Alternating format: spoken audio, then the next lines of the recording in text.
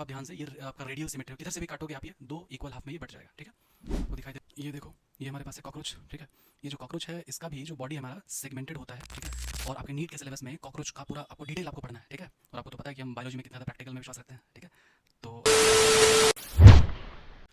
Hello students, क्या हाल चाल, कैसे हैं आप लोग, कैसे चल रही है आपकी पढ़ाई। आशा करता हूं कि आप लोग अपने लाइफ में बहुत ही शानदार, जबरदस्त और मस्त होगे, ठीक है। तो आज हम लोगों का सेकंड लेक्चर है एनिमल किंगडम का।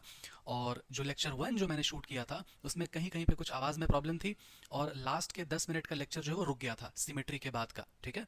तो आज इस वाले सेकंड वाले लेक्चर में उस 10 मिनट के पार्ट को भी मैं यहाँ पर कवर करूंगा सिमेट्री वाले टॉपिक से, और क्विक रिकैप में करा करके आगे बढ़ता हूँ, ठीक है। प्लीज आप लोगों से रिक्वेस्ट है कि लेक्चर 1 को आप लोग देख लीजिए, और उसके बाद यहाँ पर आइए, आपको ज़्यादा डिटेलिंग वहाँ पर मिलेगा। यहाँ पर मैं क्विक रिकैप अभी करा दे रहा हूँ, ठीक है। और बहुत सारे कमेंट्स आ रहे हैं कि सर सेल का बना दीजिए, या फिर आप बायोलॉजिकल क्लासिफिकेशन का बना दीजिए। तो जितने भी चैप्टर्स के मैंने नाम लिए हैं अपने अनाउंसमेंट वाले वीडियो में, कि जो सबसे टफेस्ट चैप्टर हैं, like plant kingdom, photosynthesis, respiration, human physiology, पूरा ये सब तो मैं कराऊंगा ही कराऊंगा, ठीक है। ये पक्का है, क्योंकि मैं भी ऑफलाइन में, मैं भी लगभग 4 से 5 बैच में ले रहा हूँ ऑफलाइन में, और भी कुछ जगह पे क्लासेस हैं। तो ये सब कुछ मैनेज करना बहुत डिफिकल्ट हो जाएगा अगर मैं पूरा कोर्स, अगर मैं यहाँ पर अगर ये कह दूँ कि मैं लाऊंगा तो ये मुश्किल है। तो जो मैं कर पाऊंगा वही मैं प्रॉमिस कर रहा हूँ, ठीक है।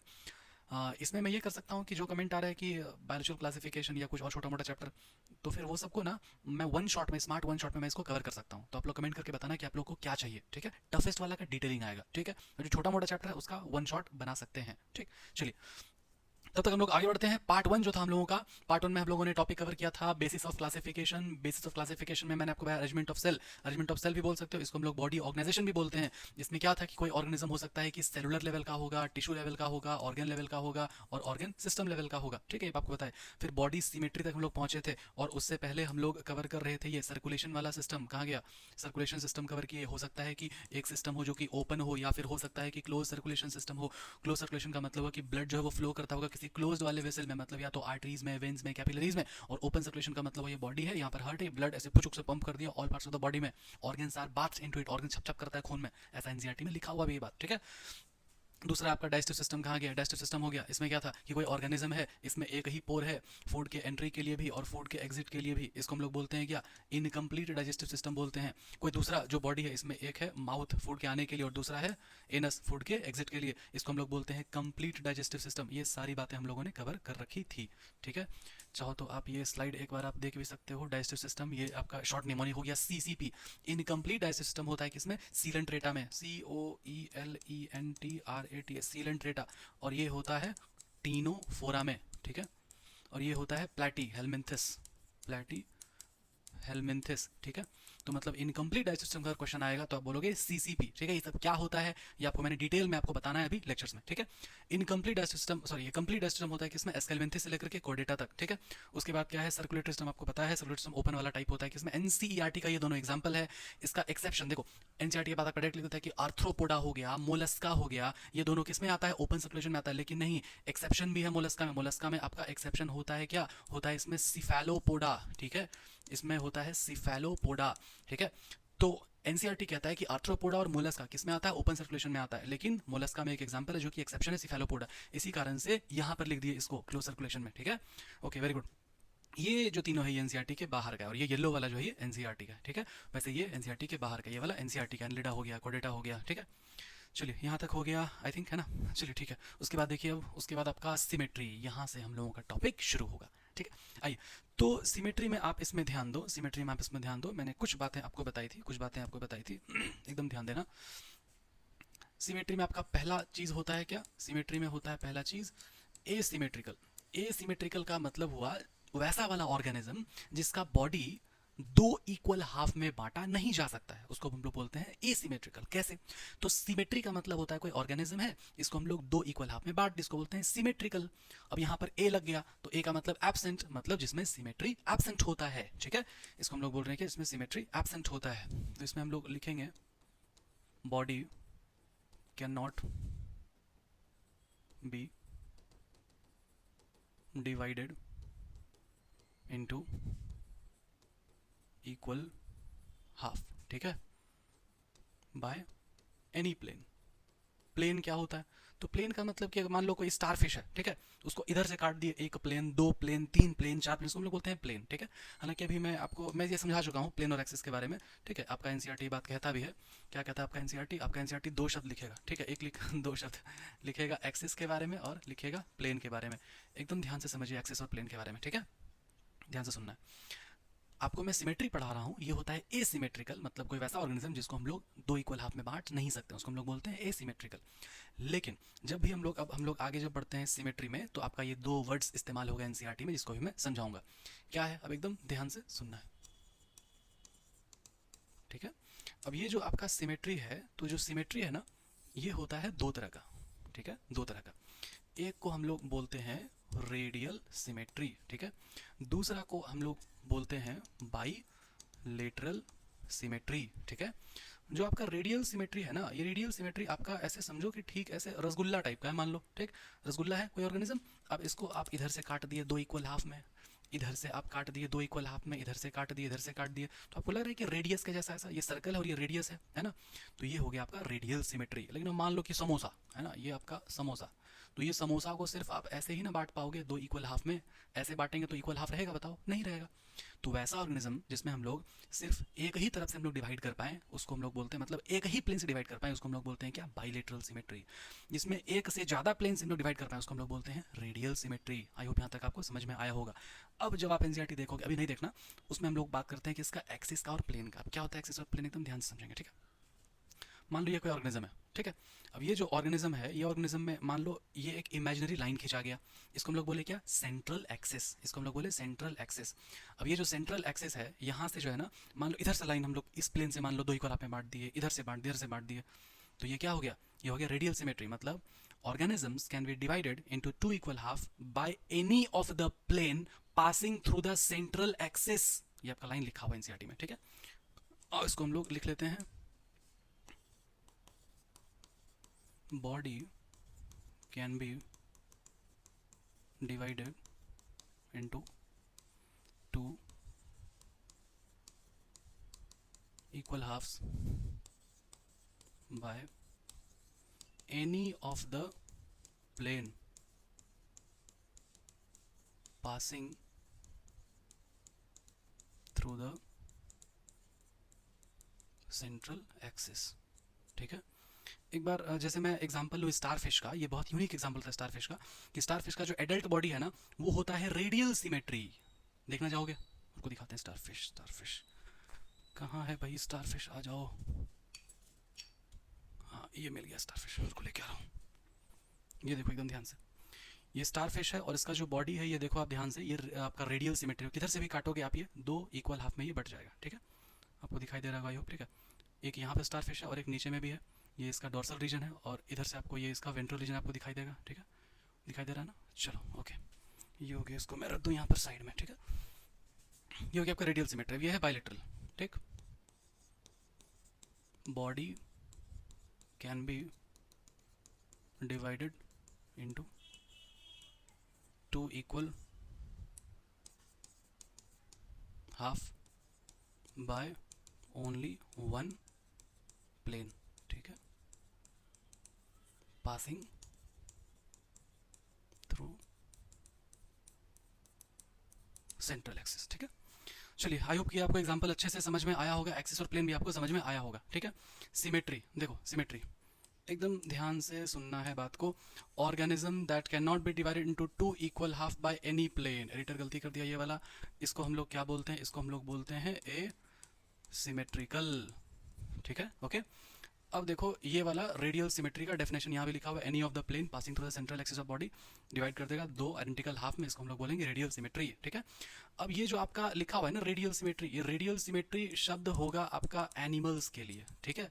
लेकिन जब हम लोग प्लांट की भाषा में जब हम लोग बात करेंगे कि किसी फ्लावर को हम लोग ऐसे ऐसे ऐसे किसी भी प्लेन से हम लोग काट पा रहे हैं, तो उसको हम लोग बोलते हैं एक्टिनोमॉर्फिक, जिसका सिंबल भी आप बनाओगे कुछ ऐसे। ये कहाँ पर पढ़ते हो? आप पढ़ते हो चैप्टर जिसका नाम है मॉर्फोलॉजी इन फ्लावरिंग प्लांट, ठीक है। तो ये किसके लिए बनाए हम लोग? फ्लावर्स के लिए बनाए, ठीक है, ओके। ये हो गया आपका। फिर है एग्जाम्पल में आपका CCE, हम लोग इसका बोलेंगे, क्या बोलेंगे? CCE, ठीक है। चलिए, बहुत शॉर्ट जो निमोनिक होगा उसी को याद रखना है। एक अच्छा टीचर कभी भी निमोनिक्स नहीं बताता है। क्यों? क्योंकि एमसीक्यू बनाते टाइम में निमोनिक्स अगर आप याद रखो तो बहुत बार फंसोगे आप, ठीक है। निमोनिक्स याद नहीं करना होता है, नहीं करना होता है, नहीं करना होता है। चलो आओ, सिमेट्री। फिर ये बायलेटरल वाला सिमेट्री, बायलेटरल जाइगोमॉर्फिक कहते हैं इसको। किस भाषा में? इसको प्लांट के भाषा में। प्लांट का क्या? फ्लावर। इसका जो सिंबल होगा वो बनता है ऐसा, ठीक है। इसको मैं एक कहानी के थ्रू याद रखता हूँ। कहानी ये है कि मान लो ना ऐसे ये कोई है, ठीक है। इसको मैंने दो इक्वल हाफ में बांट दिया, तो ये एक डंडी यहाँ रह गया और ये यहाँ ऐसे हो गया ना, तो जाइगोमॉर्फिक सिर्फ एक ही बारे से कटा। लेकिन वो वाला जो एक्टिनोमॉर्फिक है वो इसको ऐसे किए सर्कल को, एक रेडियस इधर, रेडियस इधर, रेडियस इधर, रेडियस से, तो वो क्या हो गया? रेडियल सिमेट्री हो गया। मतलब ये हो गया ऐसे। इस तरह से अपना कहानी आप बना करके इसको याद रख सकते हो, ठीक है। Organisms are divided into two equal half only through only one plane, ठीक है। इसमें आपका जो भी है वो हायर ऑर्गेनिजम्स है, ठीक है। एनिलिडा है, आर्थ्रोपोडा है, प्लेटिहेल्मिन्थस है, मोलस्का है, हेमिकोडेटा है और कॉडेटा है, ठीक है। इसमें आपको मैं एक ट्रिक आपको मैं देता हूँ, ठीक है। इसमें आप याद रखो, एकदम ध्यान से याद रखना, ठीक है। आप याद रखना आप, ठीक है, आप। उसके बाद आप याद रखो सी एम, ठीक है। और यहाँ पर हो, है ना, या फिर आप सीएम हैं, ठीक है, या फिर आप सीएम हो, इसे आप याद रखोगे। तो ये आपको निमोनिक मिल गया, आपको आप सीएम हो, ठीक है। सीएम लिखे हैं, कोई गलत बात नहीं बोलेगा। चलो आगे बढ़ते हैं हम लोग, ठीक है। जर्म लेयर, यहाँ से एकदम ध्यान से समझना है जर्म लेयर के बारे में, ठीक है। अब एकदम आप अच्छे से फोकस करके आप समझो जर्म लेयर के बारे में कि जैसे ही हम लोग बात करेंगे फर्टिलाइजेशन का, तो ये हो गया स्पर्म और ये हो गया एग, और ये यहाँ पर क्या कर लेगा? फर्टिलाइजेशन कर लेगा, और फर्टिलाइजेशन करने के ये बाद ये क्या बनाएगा? ये जाइगोट बनाएगा, ठीक है। मैं यहाँ पर अगर लिख दूँ, ये था स्पर्म और ये था एग, फर्टिलाइज करने के बाद ये बनाया जाइगोट, ठीक है। और ये जब जाइगोट बन गया तो जाइगोट बनने के बाद ये चला जाएगा किस में? एम्ब्रियोनिक डेवलपमेंट में चला जाएगा, ठीक है। एम्ब्रियोनिक डेवलपमेंट में चला जाएगा, ठीक है। और एम्ब्रियोनिक डेवलपमेंट में जाने के बाद उसके बाद जो है ना ये कुछ लेयर्स बनाता है, जर्म लेयर्स बनाता है, ठीक है। सर इसको जर्म लेयर क्यों कह रहे हैं? ये ऐसे कहानी बनाओ कि जर्म लेयर्स मतलब यहाँ पर कुछ ऐसा लेयर्स बनेगा, ऐसा कुछ लेयर्स बनेगा जो कि आगे जाके जब वो बेबी का जब वो फॉर्मेशन करेगा तो वहाँ पर आपका टिश्यूज हो गया, ब्लड हो गया, ऑर्गन्स हो गया, वो मेजर चीज़ वो बनाएगा। तो मेजर चीज़ कैसे बनेगा? मेजर चीज़ कैसे बनेगा मतलब यहाँ पे कुछ लेयर्स बनेगा जिसको हम लोग जर्म लेयर कहते हैं, जो कि आगे के ऑर्गन्स, टिश्यूज ये सबको जन्म देता है। जन्म देने के लिए जर्म लेयर, ऐसा कहानी बनाओगे याद रहेगा, ठीक है। चलो, तो ये जर्म लेयर को हम लोग समझते हैं अभी एकदम ध्यान से, ठीक है, कि क्या क्या होता है वो जर्म लेयर, ठीक। आइए समझिए अब जर्म लेयर को।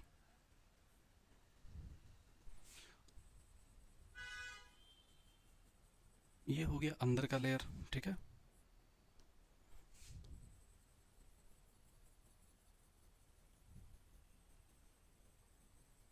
ये हो गया एक और लेयर, ठीक है।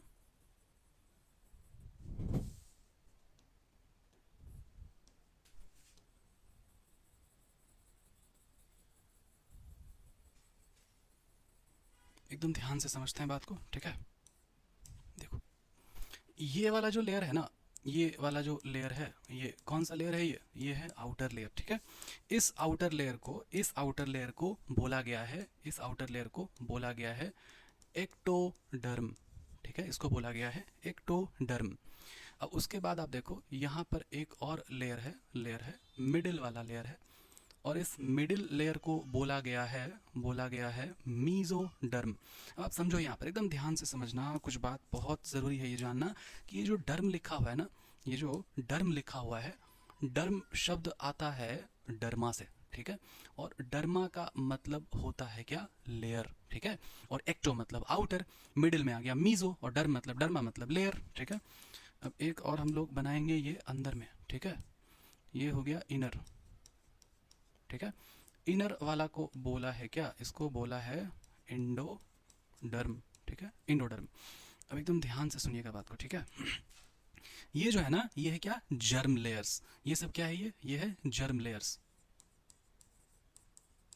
जर्म लेयर्स, ठीक है। अब ये जो जर्म लेयर्स है ना, अगर मान लो किसी ऑर्गेनिज्म में यहाँ पर मान लो 3 जर्म लेयर है, ठीक है। कौन कौन सा? 3 जर्म लेयर, एकदम ध्यान से समझिए बात को, ठीक है।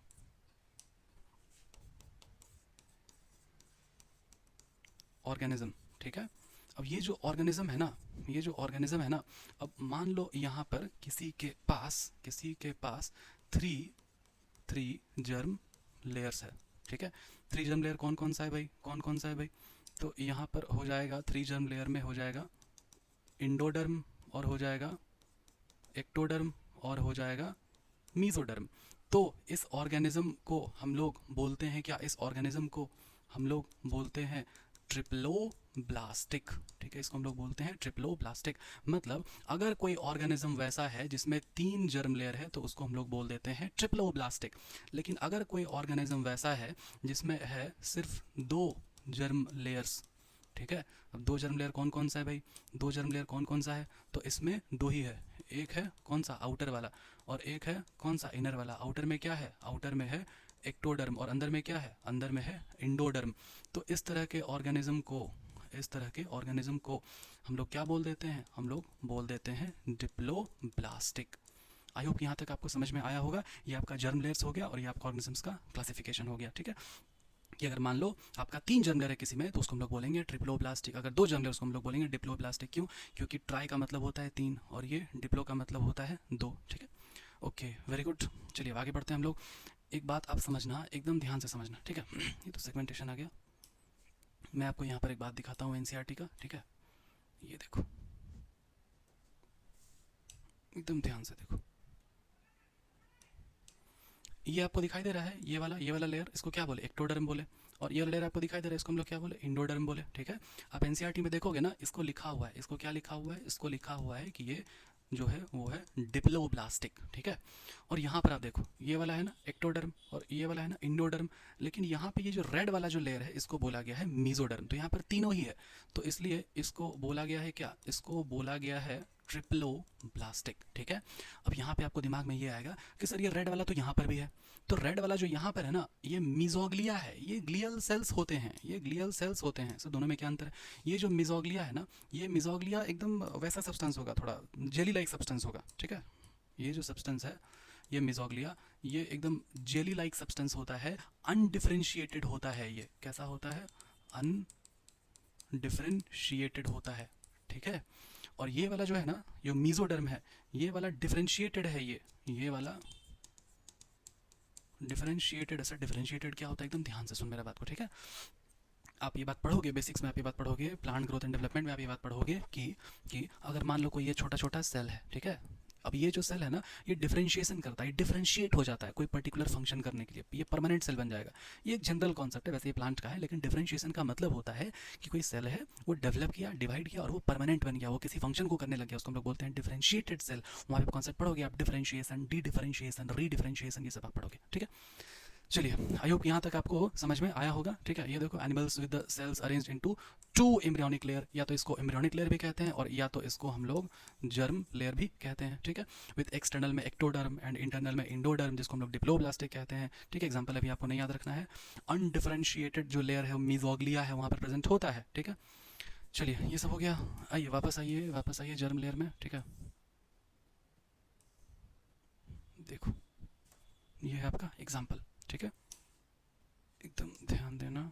ठीक है, 2 जर्म लेयर डिप्लोब्लास्टिक पाया था किसमें? सीलेंट्रेटा में। और ये जो ट्रिप्लोब्लास्टिक चीज़ है, ट्रिप्लोब्लास्टिक है, ये पाया जाएगा प्लेटी हेलमिंथेस से लेकर के कहाँ, कोर्डेटा में पाया जाएगा।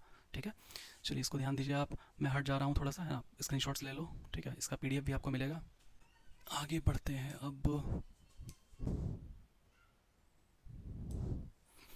चलिए, ये हमारा कॉन्सेप्ट ऑफ जर्म लेयर अच्छे से हो चुका है। ठीक है, आप स्क्रीनशॉट ले लो। अब समझना एक बात, एकदम ध्यान समझना, ये जो आपका जर्म लेयर है ना, इसी जर्म लेयर से, है ना, आगे जा करके बनता है सीलोम। ठीक है, तो वो सीलोम कैसे बनता है, इस बात को हम लोग अभी समझेंगे कि सीलोम का कॉन्सेप्ट क्या है और ये कैसे बनता है, और यहाँ पर जर्म लेयर किस तरह से इन्वॉल्व हो गया भाई, इसको हम लोग समझते हैं। ठीक है, चलिए आइए हम लोग आगे बढ़ते हैं। यहाँ पर जर्म लेयर में यहाँ पे पहले हम लोग लिखेंगे। ठीक है, यही जो है आगे जा करके सीलोम बन जाता है। और सीलोम का मतलब क्या होता है? तो सीलोम का मतलब होता है कैविटी। ठीक है, cavity that is lined bye mesoderm. ठीक है, cavity that is lined bye mesoderm, इसको हम लोग समझते हैं। डेफिनेशन है, आपको यहीं पे आपको लिख लेना है ये डेफिनेशन। ठीक है, इसका हालांकि एक और भी डेफिनेशन है। ठीक है, इसको मैं भी लिखाऊंगा, पहले आप यहाँ पर देख लो कि सीलोम होता क्या है। ठीक है, समझिए एकदम अच्छे से। अब यहाँ पर देखो कि क्या होगा ना, सीलोम का मतलब होता है कि कैविटी का मौजूद होना। अगर वहां पर कैविटी है, कौन सा कैविटी भाई, ये देखो,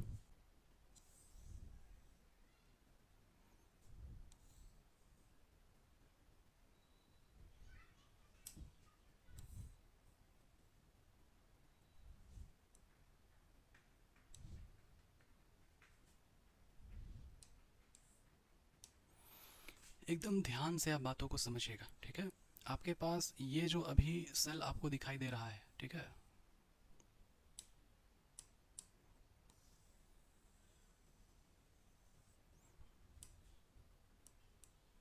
ये जो बाहर वाला जो लेयर हो गया, इसको हम लोग क्या बोले, इस बाहर वाले लेयर को हम लोग बोल रहे हैं एक्टोडर्म, और इस अंदर वाले लेयर को हम लोग बोल रहे हैं एंडोडर्म, ठीक है। और अब यहाँ पे क्या होगा ना, यहाँ पे क्या होगा ना, इस तरह से कैविटी बनता है, ठीक है, इस तरह से कैविटी बनता है,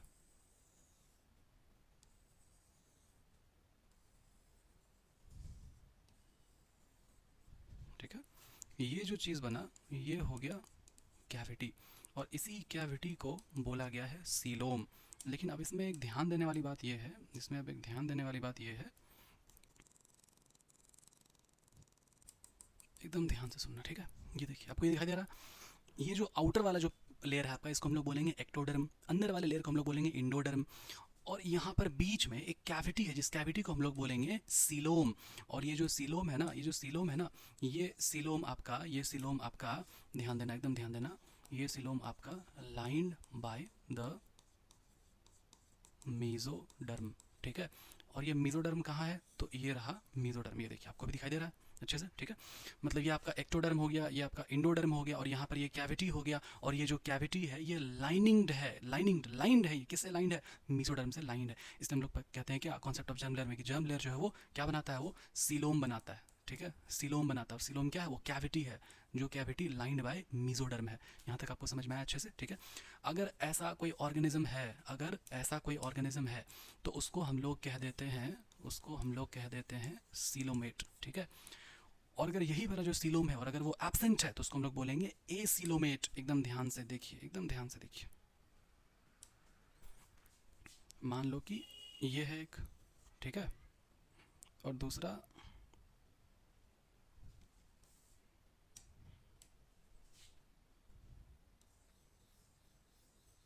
ये है एक, ठीक है, और अब मान लो कि ये भी है तीसरा, ठीक है। ये जो आपको डायग्राम दिख रहा है, इसमें आपको तीनों ही लेयर्स आपको दिखाई दे रहे होंगे, ठीक है। ये वाला लेयर हो गया एक्टोडर्म, ये वाला लेयर हो गया एंडोडर्म, और ये वाला हो गया मीजोडर्म, ठीक है। लेकिन यहाँ पर जो है ना, किसी भी तरह का कोई कैविटी नहीं है, ठीक है। तो यहाँ पर हम लोग लिखेंगे एब्सेंस ऑफ सीलोम, और सीलोम का मतलब ही होता है क्या, सीलोम का मतलब ही होता है कैविटी, इसलिए हम लोग इसको बोल देते हैं ए सीलोमेट, ठीक है। आई होप यहाँ तक आपको बहुत अच्छे से समझ में आया होगा, ठीक है। कॉन्सेप्ट ऑफ जर्म लेयर है, अगर मान लो यहाँ पर ये सीलोम है और ये अगर मीजोडर्मल लाइनिंग से, इसको ध्यान रखो कि सीलोम हो सकता है और भी जगह पर हो, लेकिन अगर वो मीजोडर्म से लाइंड है तो ही हम लोग उसको बोलते हैं सीलोमेट, और अगर वहाँ पर सीलोम अगर एब्सेंट है तो उसको हम लोग बोलेंगे ए सीलोमेटा या फिर ए सीलोमेट्स, दोनों बात एक ही है, ठीक है। चलिए अब यहाँ पर हम लोग अब आगे बढ़ते हैं इसमें सीडोसीलोम में, ठीक है। अब यहाँ पर देखो, जो सीलोम है ना, जो सीलोम है, ये सीलोम हुआ या फिर इसको ट्रू सीलोम भी आप कह सकते हो, और इसमें भी फिर आपका दो पार्ट होता है, एक होता है आपका साइजियोसीलोम, एक होता है आपका इंटेरोसीलोम। ये सब एनसीईआरटी में नहीं है, लेकिन मैं आपको थोड़ा सा मैं आपको बता दे रहा हूँ, लिखाऊंगा नहीं, एनसीईआरटी में नहीं है ये, ठीक है। ये जो आपका मीजोडर्म है ना, ये मीजोडर्म होता क्या है, क्या होता है कि इसको लिखना मत अभी, है ना। देखो, ये जो है मान लो एक्टोडर्म, और ये वाला मान लो कि इंडोडर्म, ठीक है। और यहाँ पर जो है ना पड़ा हुआ है क्या, मीजोडर्म, यहाँ पर मीजोडर्म वाला टिश्यूज है। तो ये मीजोडर्म जो है ना, इधर से और इधर से ये ऐसे करके ना, ये मीजोडर्म ऐसे होने लग जाएगा, ऐसे होने लग जाएगा, फिर ये और ऐसे होने लग जाएगा, फिर और ये ऐसे होने लग जाएगा, फिर फाइनली जो बनेगा वो कैसा होगा मालूम है, फिर फाइनली जो बनेगा वो आपका पूरा ऐसा बन जाएगा, है ना। मतलब ये जो मीजोडर्म है ना, यहाँ पर ये मीजोडर्म का ऐसे स्प्लिटिंग होने लगता है, ये स्प्लिट होकर के वो इस तरह से बन जाएगा, समझे। और फिर एक होता है जो कि ऐसे पॉकेट लाइक फॉर्मेशन करेगा, ये स्प्लिटिंग से बना और वो ऐसे ज्वाइनिंग से बनेगा। तो ये दोनों ये होता है साइजोसिलोम और इंटरोसिलोम में, ये आपको नहीं पढ़ना, कुछ टीचर्स पढ़ाते हैं, ठीक है, बता दिए बस, लेकिन एनसीईआरटी में नहीं है। बहुत पिछले कई सालों में नहीं पूछा गया है। जो आपका शुरुआत का जो ये चैप्टर है इसको हम लोग डाइवर्सिटी कहते हैं, एनिमल किंगडम हो गया, आपका बायोलॉजिकल क्लासिफिकेशन हो गया, ये सबसे आपका बाहर से नहीं पूछता है। हाँ, आपको कॉन्सेप्चुअल क्लैरिटी लेना होता है किसमें, प्लांट किंगडम में, कहाँ पर, लाइफ साइकिल्स में, ठीक है। चलिए आइए हम लोग अब देखते हैं सीडोसिलोम को, ठीक है।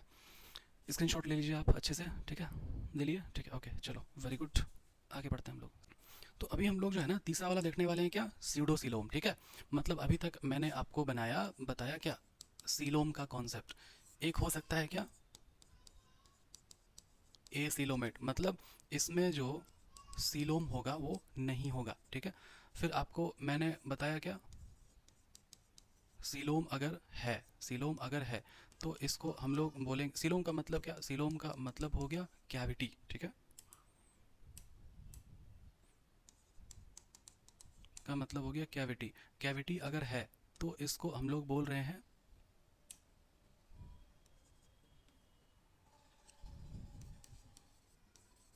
सीलोमेट्स, ठीक है। अब यहाँ पर ये जो सीलोमेट्स है ना, सीलोमेट्स में भी आएगा क्या, दो तरह का आएगा, ठीक है। एक आएगा PSEUDO, सीडो सीलोमेट्स, ठीक है। एक आएगा सीडो सीलोमेट्स, और एक आ जाएगा ट्रू सीलोमेट्स, ठीक है। अब एकदम ध्यान देना, एकदम ध्यान देना। ये जो ट्रू सीलोमेट है, ये हम लोग इसको क्या बोलेंगे, इसको हम लोग बोलेंगे cavity is lined bye mesoderm, ठीक है, ये हो गया। और ये जो सीडोसिलोमेट है इसको हम लोग अभी समझते हैं अच्छे से, ठीक है। इसको यहाँ पर आप लिख सकते हो सिर्फ सिंपली ये कि नॉट द ट्रू सीलोम, ठीक है, नॉट द ट्रू सीलोम। चलिए आइए देखिए ये ट्रू सीलोम कैसे नहीं है, ठीक है। एकदम ध्यान से देखते हैं हम लोग ट्रू सीलोम ये कैसे नहीं है। ये जो आपका बाहर वाला लेयर है, ठीक है, ये जो आपका बाहर वाला लेयर है, इस बाहर वाले लेयर को हम लोग क्या बोल रहे हैं, इसको हम लोग बोल रहे हैं एक्टोडर्म, ठीक है, एक्टोडर्म। और आपके पास ये जो अभी अंदर वाला लेयर है, ठीक है, इसको हम लोग बोल रहे हैं क्या, इसको हम लोग बोल रहे हैं, इसको हम लोग बोल रहे हैं इंडोडर्म, ठीक है। यहाँ पर नहीं, यहाँ पर करो,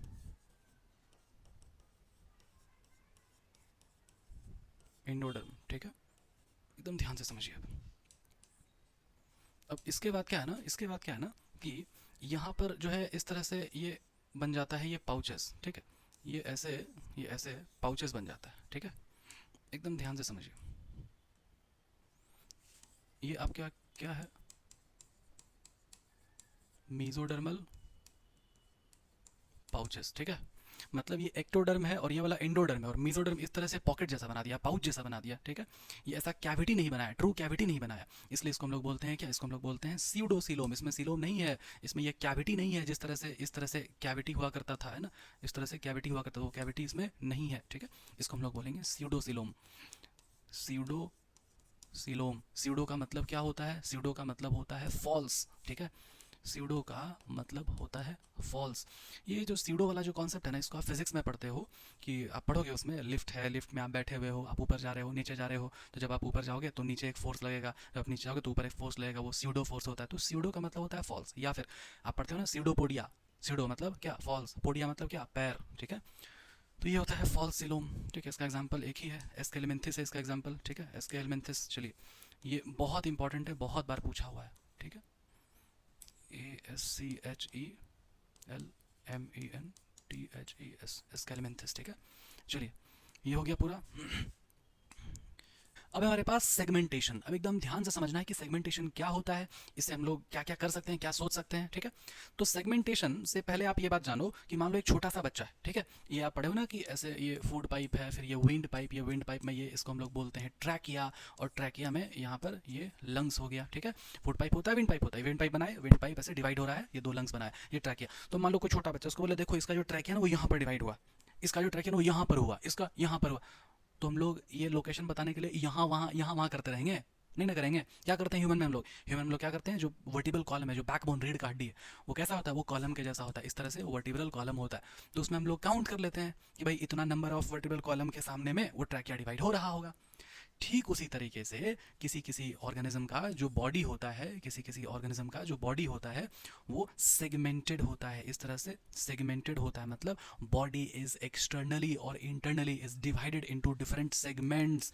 इसको हम लोग बोलते हैं क्या, इसको हम लोग बोलते हैं डिफरेंट सेगमेंट्स। और ये बात ज़रूरी है कि मान लो कि ये कोई यहाँ से लेकर के यहाँ तक कोई नंबर मान लो है ना, मान लो 3 से 4 है ना, ये कोई ऑर्गेनिज्म है, और तीसरा वाला और चौथा वाला जो सेगमेंट है उसमें कोई ऑर्गन मान लो कि किडनी पाया गया, ठीक है।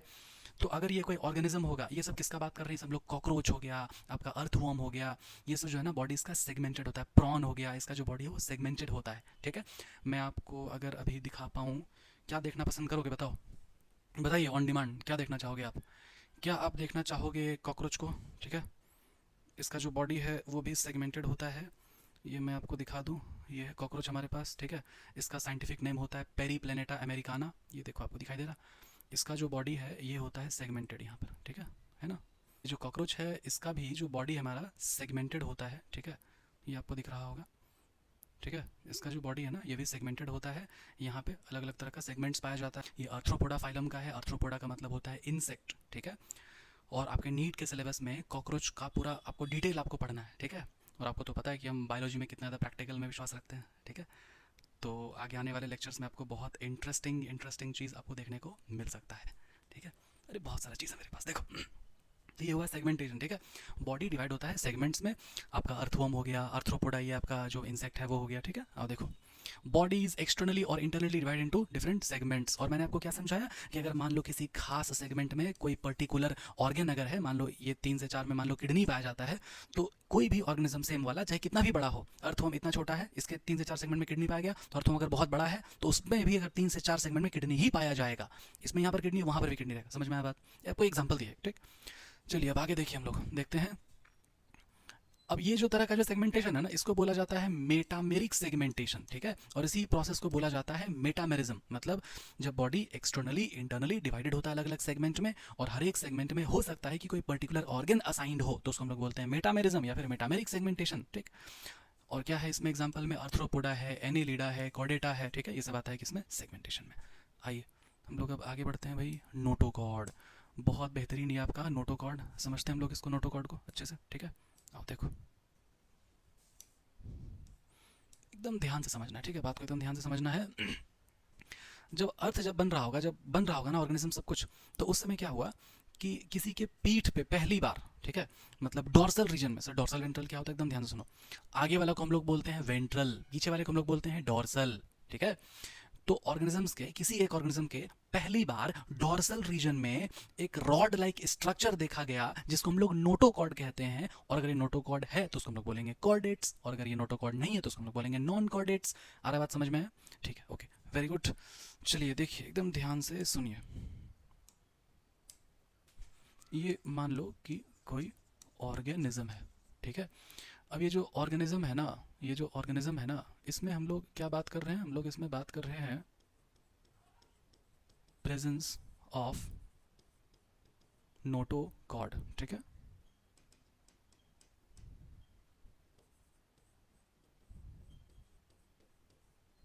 नोटोकॉर्ड, अब नोटोकॉर्ड होता क्या है भाई, नोटोकॉर्ड क्या होता है, तो नोटोकॉर्ड का मतलब हुआ मीजोडर्मली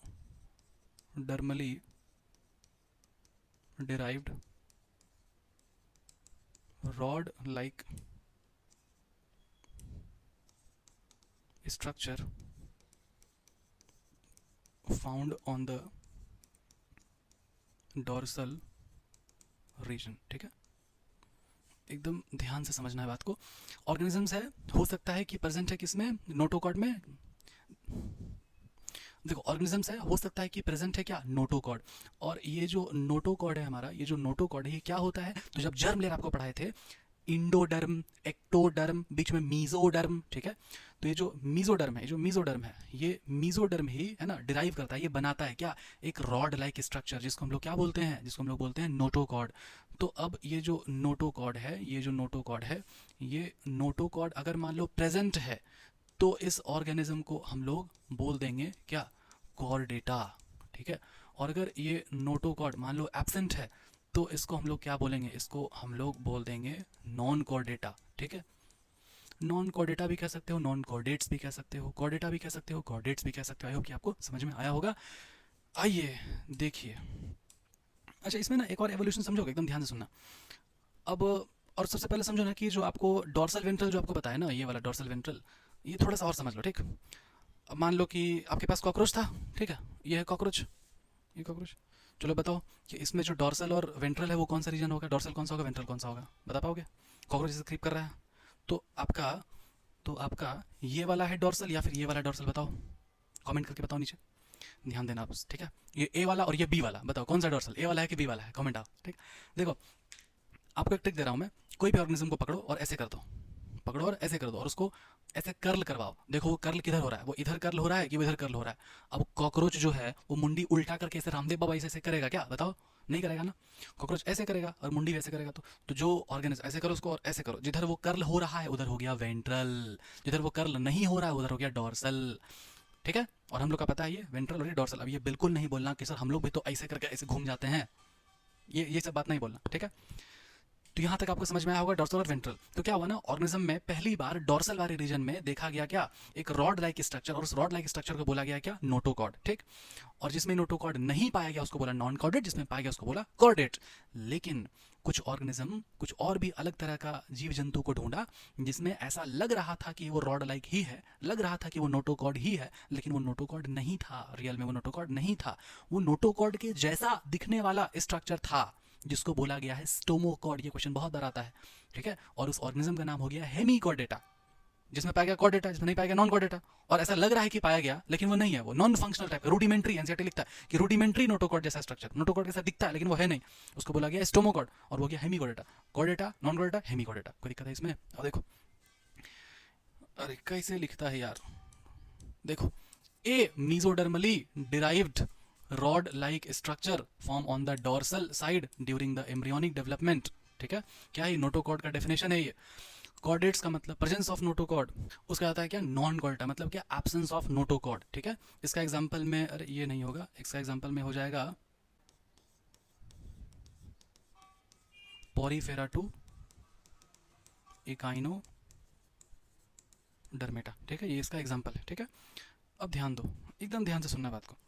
हेमीकॉर्डेटा है ना, हैज अ स्यूडोनोटोकॉर्ड, ठीक है, स्यूडोनोटोकॉर्ड, और उसी स्यूडोनोटोकॉर्ड को बोला गया है क्या, बोला गया है स्टोमोकॉर्ड, ठीक है।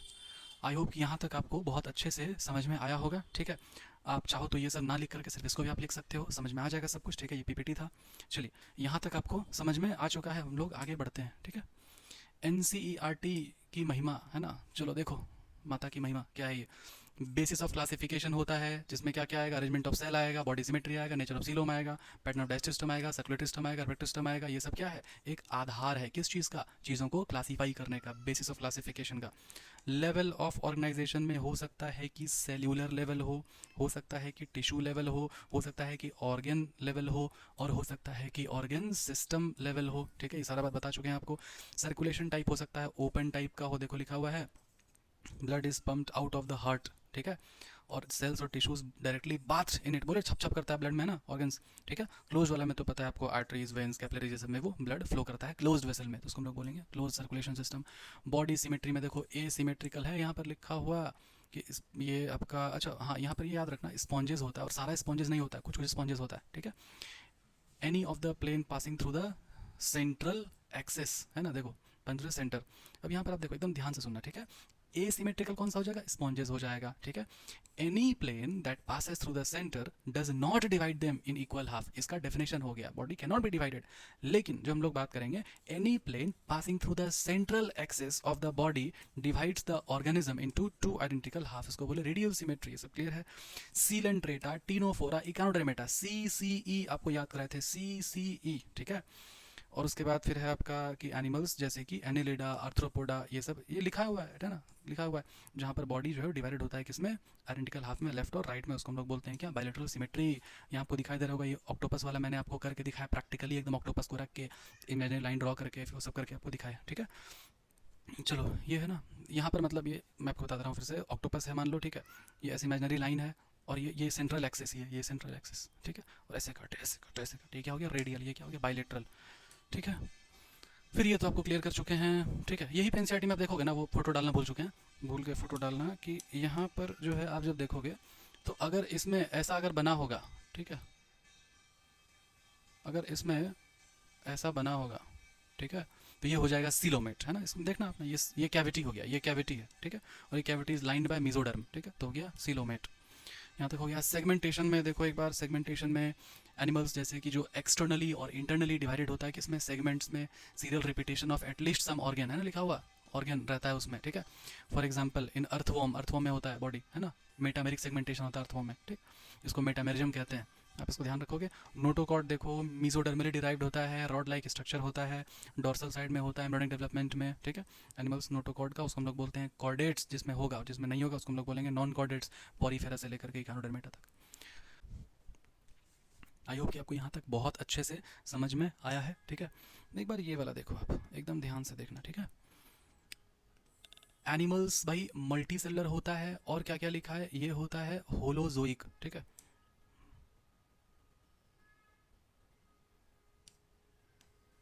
एनिमल्स जो है मल्टी सेलुलर होता है, और होता है होलोजोइक, और होता है हेटेरोट्रॉपिक, ठीक है। ये सब तो बेसिक आपका डेफिनेशन है जो बायोलॉजिकल क्लासिफिकेशन में है।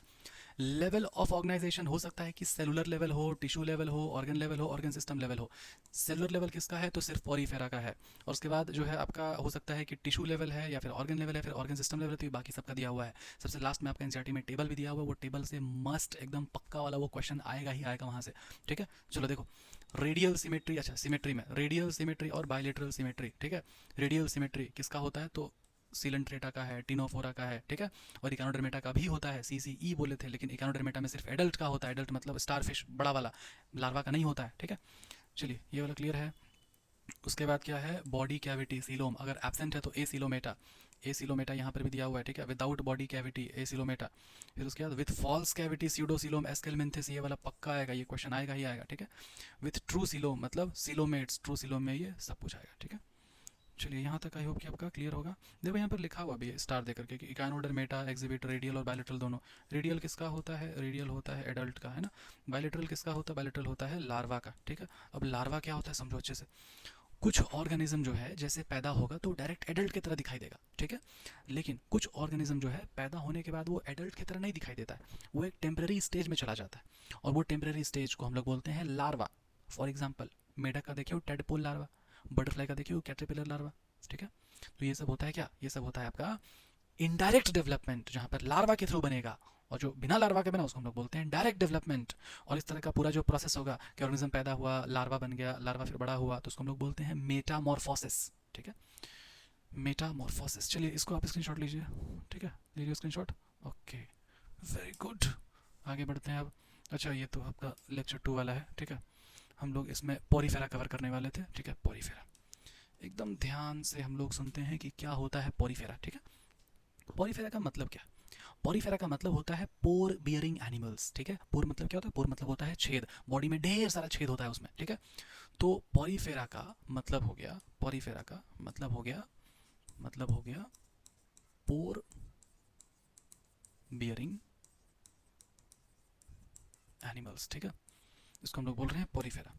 और ये जो पॉरीफेरा ये पहला वाला है ना, तो ये सबसे पहला मतलब क्या कि ये मोस्ट प्रिमिटिव हो जाएगा, क्या हो जाएगा, ये मोस्ट प्रिमिटिव हो जाएगा, ठीक है, प्रिमिटिव हो जाएगा। और ये कैसा है, ये है मल्टी सेल्यूलर, क्योंकि जो एनिमल किंगडम है वो मल्टी सेलुलर में ही आता है ना, यूनिसेलुलर में नहीं आता, क्योंकि यूनिसेलुलर किस में आ जाएगा, फिर वो आ जाएगा आपका उधर बायोलॉजिकल क्लासिफिकेशन में आ जाएगा, आपका आपका उसमें जो आपका प्रोटिस्टा मोनेरा वो सब में आ जाएगा, ठीक है, यहाँ पर नहीं आएगा। चलो ध्यान दो, प्रिमिटिव है, मल्टी सेलुलर है, ठीक। और इसमें जो इसका बॉडी टाइप है क्या है, ध्यान देना, body of loose aggregation of cells, ठीक है। लूज एग्रीगेशन ऑफ सेल्स का मतलब क्या है, एकदम ध्यान से सुनना। आपको मैंने बताया था कि बॉडी ऑर्गेनाइजेशन में सबसे पहले आता है सेल्यूलर लेवल, फिर उसके बाद आता है क्या, टिश्यू लेवल, फिर उसके बाद आता है क्या, ऑर्गन लेवल, फिर उसके बाद आता है क्या, ऑर्गन सिस्टम लेवल। तो ये वाला जो है सेलुलर लेवल है, ठीक। और अगर यहाँ पर मान लो एक से ज़्यादा अगर सेल है, ठीक है, एक से ज़्यादा अगर सेल है, तो इसको हम लोग क्या बोलेंगे बताओ, group of cells is called as tissue, है ना, group of cells are called as tissue. मतलब यहाँ पर अगर एक से ज़्यादा, मल्टी सेलर बोला ना, मल्टी सेलर बोला मतलब एक से ज़्यादा सेल, तो इसका अंदर टिश्यू हो जाएगा ना, लेकिन नहीं, पॉलीफेरा तो ऑर्गेन होता है, सॉरी सेलर होता है, कैसे? तो एकदम ध्यान से सुनना, ये जो है ना आपका टिश्यू का डेफिनेशन ये नहीं होता है कि group of cells is called as tissue. Group of similar cells that perform particular function is called as tissue. अब इसको ऐसे समझो ना कि मान लो बैक्टीरिया का झुंड है, भीड़ है पूरा बैक्टीरिया का, तो क्या उसको हम लोग टिश्यू बोल देंगे? नहीं बोलेंगे, ठीक है। तो वैसे ही इसको बोला गया है लूज एग्रीगेशन। इसमें टिश्यू नहीं बनता, कोई पर्टिकुलर टिश्यू बन गया है, वो फंक्शन कर रहा है, टिश्यू नहीं बना है, वो लूज एग्रीगेशन ऑफ सेल्स है बस, ठीक है। ये हो गया बात। उसके बाद हम लोग लिखते हैं एक इम्पॉर्टेंट चीज़, सबसे इम्पॉर्टेंट चीज़ ये है क्या? हैबिटाट, ठीक है। हैबिटाट का मतलब कि वो रहता कहाँ पर है, तो ये रहता है कहाँ? मोस्टली, है ना, मोस्टली क्या है? मरीन, है ना, मोस्टली है मरीन, मतलब क्या? मतलब ओशियन, या फिर इसको बोल सकते हो क्या? सॉल्टी वाटर, ठीक है। अच्छा, इसमें मैं आपको लिखा दे रहा हूँ, यहीं पर मैं आपको बेसिक करा दे रहा हूँ, ठीक है। आगे पूरे इंटायर बायोलॉजी में ये आपको काम आएगा, ठीक है। क्या काम आएगा? ओशियन बोल लो, सॉल्टी वाटर बोल लो, सलाइन बोल लो, हलाइन बोल लो, सी वाटर बोल लो, ये सब कुछ, ये सारा सेम है, सेम शब्द है, ठीक है। हलाइन, सलाइन, सॉल्टी वाटर, ये सब कुछ सेम है, इंटायर बायोलॉजी में आपका काम आएगा, ठीक है। चलो ओके। अब इसमें जो है ना एक बहुत स्पेशल सिस्टम पाया जाता है, स्पेशल फीचर पाया जाता है, ठीक है, स्पेशल फीचर। और स्पेशल फीचर को क्या बोला गया है? स्पेशल फीचर को बोला गया है केनाल सिस्टम, ठीक है। क्या होता है केनाल सिस्टम, समझते हैं हम लोग एकदम ध्यान से, ठीक है। देखो केनाल सिस्टम क्या होगा। अब इसको आप समझो ना ऐसे कि यहाँ पे मान लो कोई पत्थर है, ठीक है, रुको, पत्थर है बड़ा सा, ठीक है। और ये जो पत्थर है ना, ये जो पत्थर है, इस पत्थर के पास है मान लो कि पॉलीफेरा, ठीक है। एकदम ध्यान से हम लोग समझते हुए चलेंगे कुछ बातों को, ठीक है।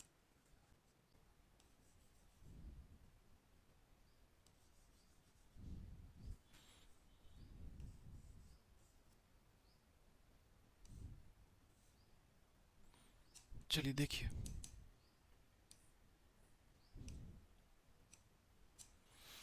अब यहाँ पर समझो कि और भी छोटा छोटा जो है ये छेद है, छेद है, ठीक है, ये ऐसे छेद है, ठीक। एकदम ध्यान से सुनना बात को, एकदम ध्यान से सुनना। यहाँ पे जो है ना क्या होगा कि मान लो ये समुद्र है पूरा, और ये मान लो कोई पहाड़ पत्थर जैसा है कुछ, और ये ऐसे चिपका हुआ है, ठीक। ऐसा ही होता है रियल में, मैं आपको अगर दिखा दूँ, ये देखो, ये देखो, दिखाई दे रहा है आपको? एकदम सुंदर सा एकदम चित्र है ना, इस तरह का होता है, ठीक। ये देखो, ये देखो, ठीक है। इसको हम लोग क्या बोल रहे हैं? इसको हम लोग बोल रहे हैं पोरीफेरा। मतलब क्या? ये पोरीफेरा को हम लोग बोलते हैं क्या? पोर बियरिंग एनिमल्स। कॉमन नेम इसका क्या होता है? स्पॉन्जेस होता है, मैं आपको ये बता दूंगा, ठीक है, स्पॉन्जेस होता है। चलो वापस आओ, ठीक है। इसको हम लोग एक और नाम देते हैं क्या? स्पॉन्जेस, ठीक है। अब देखो, तो ये वाला जो छेद है ना यहाँ पर, ये जो छेद है यहाँ पर, पानी जो है ना इधर से एंटर करता है, ठीक है। वाटर जो है यहाँ से एंटर करेगा कुछ इस तरीके से, यहाँ से वाटर एंटर किया, यहाँ से एंटर किया, यहाँ से एंटर किया, यहाँ से पानी एंटर किया, यहाँ से एंटर किया, यहाँ से एंटर किया, ठीक है। तो ये पानी जब एंटर करता है इधर से, तो ये जो छेद है ना, ये जो पोर है ना, पोर, ठीक है, इस पोर का नाम होता है ऑस्टिया। इस पोर का नाम होता है ऑस्टिया। अब ये पोर क्या करता है? ये पोर क्या करता है ना, ये पोर में बताया गया कि भाई थ्रू विच वाटर एंटर्स, ठीक है। ये वही पोर है जहाँ से कि पानी एंटर करता है, ठीक है। और पानी एंटर करने के बाद क्या होगा? पानी एंटर करने के बाद क्या होगा? इधर से निकल जाएगा, इधर से निकल जाएगा। तो आपका ये वाला जो पोर हो गया, ठीक है, ये वाला जो पोर हो गया, इस पोर को क्या बोला गया है? इस पोर को क्या बोला गया है? इस पोर को बोला गया है ऑस्क्यूलम, ठीक है। इस पोर को बोला गया ऑस्क्यूलम। ऑस्क्यूलम क्या करता है? Through which water enter exit.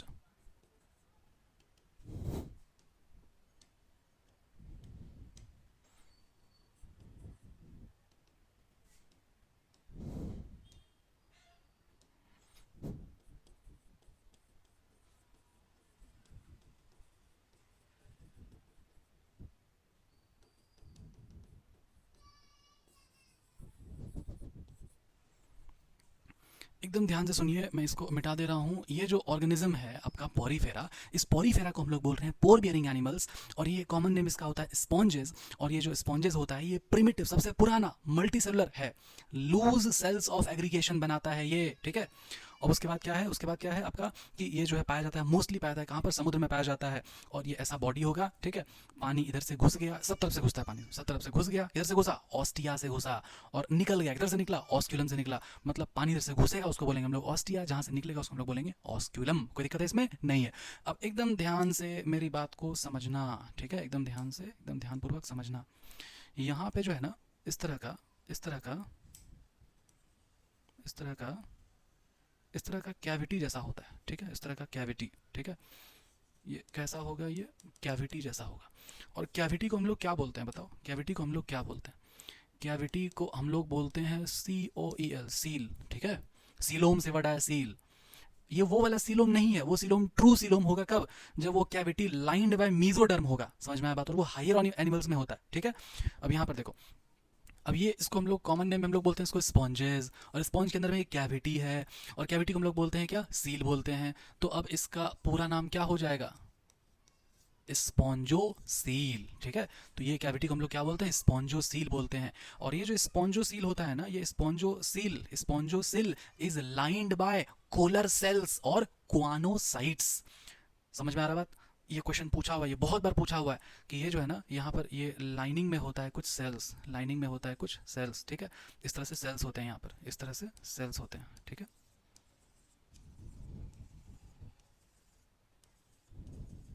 यहाँ पर सेल्स होते हैं, ठीक है। तो यहाँ पर हम लोग इसको ऐसे लिखेंगे, ऐसे लिखेंगे, लाइंड बाय कोलर सेल्स, ठीक है, सी क्वानो साइट्स। आपको मैं एक चीज़ समझाता हूँ, ठीक है, थोड़ा सा आपको जानना जरूरी है, इस बात को आप समझ लो कि दिखता कैसा है ये क्वानोसाइट्स, ठीक है। ये जो क्वानोसाइट्स है ना, ये क्वानोसाइट्स कुछ इस तरह का दिखता है, ठीक है। और यहाँ पर जो है ना, इसमें इस तरह का ऐसे लंबा सा फ्लैजला टाइप का स्ट्रक्चर होगा। फ्लैजला क्या होता है? क्लास 11th का चैप्टर सेल, उसमें आप पढ़े होगे, सीलिया फ्लैजला, मूवमेंट ऐसे वो करता है। इसी के मूवमेंट के कारण पानी अंदर आता है। सिर्फ छेद है सिंपली, तो पानी अंदर आया कैसे? कैसे आ गया? फिर से सुनिए, एकदम ध्यान से सुनिए। ये आपका क्या है? पोरीफेरा है। पानी अंदर घुसा कहाँ से? ऑस्टिया से। बाहर निकला कहाँ से? ऑस्क्यूलम से। अंदर कैसे घुसा? तो ये जो है कैविटी होता है अंदर में, उसको बोलेंगे सील। और ये पोरीफेरा को हम लोग क्या बोलते हैं? स्पॉन्जेस बोलते हैं। तो spongocoel is lined by collar cells और क्वानोसाइट्स। क्वानोसाइट्स ऐसा दिखता है। ये क्वानोसाइट्स ये ऐसे फ्लैजला टाइप का होता है, उसमें फ्लैजला मूवमेंट करता है, पानी अंदर आता है। समझ में आ रहा है आपको यहाँ तक ये बात? वेरी गुड, अगर आपको समझ में आ रहा है तो, ठीक है। अब एक और बात आप यहाँ पर समझो, एकदम ध्यान पूर्वक समझना, ठीक है। इसमें स्केलेटन भी होता है, ठीक है। स्केलेटन इस तरह से, यहाँ यहाँ, ठीक है, यहाँ यहाँ यहाँ, ठीक है। स्केलेटन भी होता है, ठीक है। अब ये जो स्केलेटन होगा ना, ये जो स्केलेटन होगा, ये जो स्केलेटन होगा, इस स्केलेटन को बोला गया है, इस स्केलेटन को बोला गया है स्पॉन्जीन फाइबर, ठीक है। और इसी स्पॉन्जीन फाइबर को बोला गया है स्पिक्यूल्स, ठीक है। फिर से सुनिए एकदम ध्यान से। ये जो है स्केलेटन जैसा है, जो बॉडी को सपोर्ट प्रोवाइड करेगा, और इसी को बोला है स्पॉन्जिन फाइबर या फिर स्पिक्यूल्स। मतलब ये क्वेश्चन पूछेगा कि ये जो है ना, ये केनाल सिस्टम, केनाल मतलब क्या? गांव देहात में नहर होता है ना, नहर को बोलते हैं केनाल। नहर मतलब क्या? पानी आया और चला गया। तो ये पोरीफेरा है, पानी आएगा और चला जाएगा। आएगा किससे? आएगा ऑस्टिया से, निकलेगा किससे? ऑस्कुलम से निकलेगा। और वहाँ अंदर में क्या है? स्पॉन्जोसील इज लाइंड बाय क्वानोसाइट या फिर कोलर सेल्स, ठीक है। कोलर सेल कैसा होता है? इस टाइप का होगा वो, ठीक है। और वहाँ से ऐसे वो पानी आएगा, एंटर करेगा, ठीक। और उसके बाद इसका जो स्केलेटन होता है वो कैसा होता है? स्पिक्यूल्स का बना होता है, फिर स्पॉन्जिन फाइबर का बना होता है। ये सब important, very very important question पूछेगा। अब एक बात बताओ, ये सब का फंक्शन क्या होगा? ये सब का फंक्शन क्या होगा, है ना? एकदम ध्यान दो। फंक्शन ऑफ केनाल सिस्टम क्या होगा? फंक्शन, पानी अगर आ रहा है, पानी अगर आ रहा है अंदर, तो क्या ये फूड को नहीं लाएगा? बताओ, फूड को लाएगा कि नहीं लाएगा? लाएगा भाई, फूड को लाएगा। और पानी अगर आ रहा है, पानी अगर आ रहा है, तो वो क्या ऑक्सीजन वगैरह को नहीं लाएगा? बताओ, लाएगा कि नहीं लाएगा? लाएगा भाई। रेस्पिरेटरी या फिर गैसियस एक्सचेंज, ठीक है। और फिर पानी जब ऐसे जब जा भी रहा है, पानी जब जा भी रहा है, पानी आया तो फूड ऑक्सीजन लेके आया, पानी जब गया तो क्या करेगा बताओ? बोलो, एक्सक्रीशन करेगा कि नहीं करेगा? ये सब समझ में आया? बताइए, क्लियर है? एकदम कॉमन सेंस लगाना हम लोग को है ना, कि फंक्शन क्या होता है कैनाल सिस्टम का। तो फूड गैदरिंग, रेस्पिरेशन पाथवे और एक्सक्रीशन, यही सब है, ठीक है। चलिए आइए अब हम लोग देखते हैं क्या है रिप्रोडक्शन। हर्माफ्रोडाइट, हर्माफ्रोडाइट बहुत बेहतरीन इसका मीनिंग होता है हर्माफ्रोडाइट का, कि है ना, body bearing both the sex organs, ठीक है, मेल एंड फीमेल। मतलब ये हर्माफ्रोडाइट का मीनिंग हुआ कि एक ही बॉडी है, उससे दोनों तरह के गैमेट्स निकले हैं, क्योंकि उसमें दोनों तरह के सेक्स ऑर्गन्स होते हैं, ठीक है, टेस्टिस, ओवरी, इस तरह का आप समझ सकते हो। उसके बाद है कि हमारे पास रिप्रोडक्शन, ठीक है। रिप्रोडक्शन भाई दो तरह का होगा इसमें। रिप्रोडक्शन कैसा कैसा होगा? रिप्रोडक्शन होगा इसमें एक हो जाएगा ए सेक्शुअल, ठीक है, एक हो जाएगा ए सेक्शुअल, और ए सेक्शुअल में आता है आपका क्या? फ्रैगमेंटेशन, ठीक है, फ्रैगमेंटेशन। और दूसरा वाला है क्या? दूसरा वाला है सेक्सुअल। सेक्सुअल कैसे होगा? फर्टिलाइजेशन होता है इसमें, फर्टिलाइजेशन ऑफ गैमेट्स होगा, ठीक है। और क्या होगा इसमें? और इसमें डेवलपमेंट जो है वो इनडायरेक्ट डेवलपमेंट होगा। इनडायरेक्ट डेवलपमेंट का मतलब क्या है? इसका मतलब हो गया कि लार्वा लार्वा फॉर्मेशन होता है, ठीक है। यहाँ तक आपको क्लियर अच्छे से? फाइलम पोरीफेरा है, रिप्रोडक्शन आपका हर्माफ्रोडाइट, मतलब इसमें बॉडी में दोनों ही होता है, मेल फीमेल दोनों ही होता है, ऑर्गन्स एक ही में होता है। इसमें दो तरह का रिप्रोडक्शन है, ए सेक्शुअल भी है और सेक्शुअल भी है। ए सेक्शुअल में फ्रैगमेंटेशन का मतलब होता है, मान लो ये कोई बॉडी था, दो तीन फ्रैगमेंट में बट गया, ये अलग फ्रैगमेंट, ये अलग फ्रैगमेंट, ये अलग फ्रैगमेंट, ये फ्रैगमेंट भी बड़ा हो जाएगा, ये भी बड़ा हो जाएगा, ये भी बड़ा हो जाएगा, इसको बोलते हैं फ्रैगमेंटेशन। आप ये पहले पढ़ चुके हो। फिर है क्या? Asexual reproduction, sorry sexual reproduction, इसमें फर्टिलाइजेशन होगा, गैमेट्स बनेगा। और ये क्या? हर्माफ्रोडाइट, इसको तो आपको एक्सप्लेन कर चुके हैं, ठीक है। चलिए अब आगे बढ़ते हैं, हम लोग आगे बढ़ते हैं। फाइलम पोरीफेरा देखो ऐसा दिखाई देता है, ये छोटा छोटा छोटा छोटा यहाँ पर पोर्स होगा, पानी इधर से घुसेगा इधर से निकल जाएगा, है ना। ये वाला ऑस्कुलम दिख रहा है, ठीक है। चलिए यहाँ पे भी है ना। ओके, अब क्या है? हाँ, NCERT, माता की महिमा, प्रणाम देवी प्रणाम। आइए देखिए, देखिए फाइलम कॉमनली इसको हम लोग स्पॉन्जेस कहते हैं, जनरली मरीन होता है, मोस्टली एसिमेट्रिकल। हाँ, ये इंपॉर्टेंट पॉइंट छूट गया भाई, एसिमेट्रिकल है। ये तो पहले भी लिखा चुके हैं कि एसिमेट्रिकल है, सबसे लोअर एनिमल है, हायर वाला होता है सिमेट्री में, ठीक है। प्रिमिटिव होगा, मल्टीसेलर होगा, सेलुलर लेवल ऑफ ऑर्गेनाइजेशन होगा, ठीक है। और वो जो लूज एग्रीगेशन ऑफ सेल होता है ना, वो आपका क्वेश्चन में पूछा हुआ नीट में, ध्यान देना। स्पॉन्जेस है वाटर ट्रांसपोर्ट या फिर केनाल सिस्टम, ठीक है। वाटर एंटर थ्रू छोटा छोटा स्पोर जिसका नाम है ऑस्टिया, और है ना किसमें? वॉल में, सेंट्रल कैविटी में, इसका नाम है स्पॉन्जोसील, जहाँ पर पानी जो है वो बाहर जाएगा कैसे? ऑस्कुलम से, ठीक है। ये जो पाथवे है वाटर ट्रांसपोर्ट सिस्टम का, ये बहुत हेल्पफुल होता है फूड गैदरिंग में, रेस्पिरेटरी एक्सचेंज में, रिमूवल ऑफ वेस्ट में। क्वानोसाइट्स होता है, क्या होता है क्वानोसाइट? क्वानोसाइट और collar cells line the spongocoel and canals, ठीक है। डाइजेशन अंदर में होगा, इंट्रासेलर होगा, ठीक है। और बॉडी जो है वो सपोर्टेड बाय स्केलेटन, जिसको हम लोग बोलते हैं स्पिक्यूल्स या फिर स्पॉन्जिन फाइबर, सब कुछ कराया हुआ है। सेक्सेस आर नॉट सेपरेट, मतलब क्या? एक ही में होगा, उसको हम लोग क्या बोलते हैं? हर्माफ्रोडाइट बोलते हैं। वो जो है eggs and sperm produce by same individual, सारा बात लिखा चुके हैं। Sponges produce asexually by fragmentation, sexually by formation of gametes. Fertilization internal होता है और डेवलपमेंट होता है इनडायरेक्ट, मतलब क्या?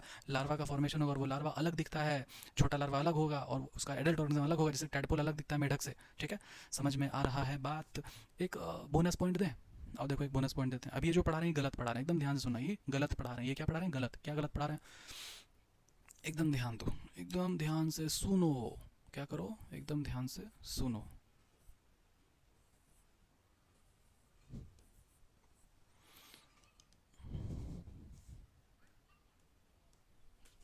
पानी इधर से, ओहो, पानी इधर से आया और पानी इधर से चला गया, ठीक है।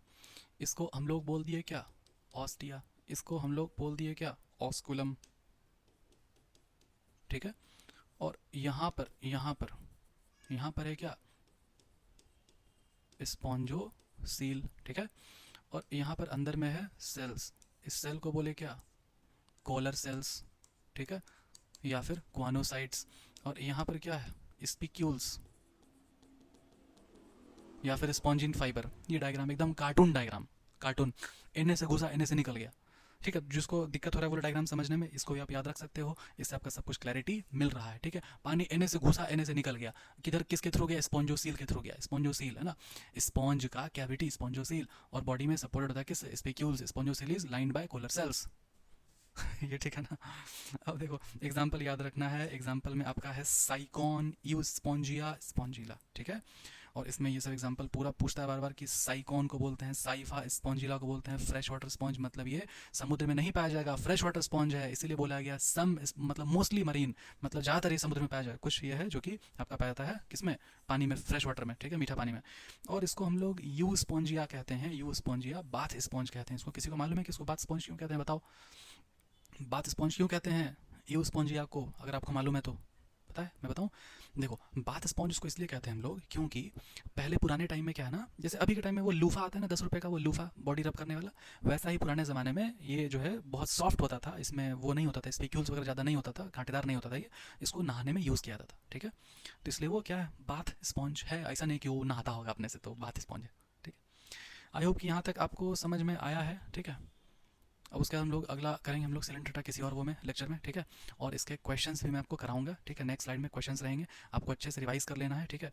मैंने आपको आज क्या क्या पढ़ा है, बेसिस ऑफ क्लासिफिकेशन मैंने आज क्लियर किया, और मैं आगे पॉरीफेरा आपको पढ़ा है, पॉरीफेरा को रिवाइज कर लेना। क्लास नोट्स आपको एक टेलीग्राम चैनल पर आपको मिल जाएगा, ठीक है। और टेलीग्राम चैनल क्रिएट हो रहा है सेपियन आर्मी के नाम से, ठीक है, जैसे बायो सेपियन 2.0 वैसे ही सेपियन आर्मी, ठीक है। चलिए तब तक के लिए पढ़ाई करते रहें, ऑल द वेरी बेस्ट, जय हिंद जय भारत।